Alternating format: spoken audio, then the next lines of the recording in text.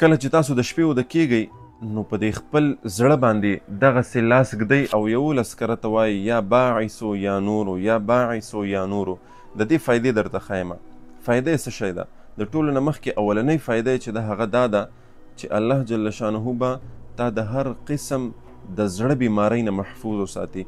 که ستا د زړه تکلیف وي، د زړه په مرض کې مبتلا یې، خو الله جل شانه به په دې سره درته شفا درکړي.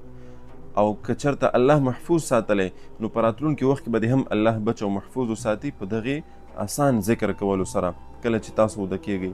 دویم نمبر د های بلډ پریشر د مرض نه به د الله محفوظ وساتي. او دریم نمبر خوب کې به درته الله سکون در نصیب کړي، آرامدeh خوب به دی. او څلورم نمبر که چېرته کې ته خوب نه درځي، ته د ډیپریشن مریض یې او خوب تا نه درځي، د دغې مرض نه به د الله راوباسي او د آرام او د سکون خوب به د الله نصیب کی.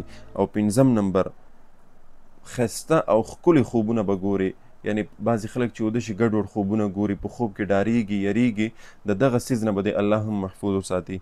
او ورپسې ښایسته خوبونو سره سره الله جل شانه به تا د غصې نه محفوظ وساتي.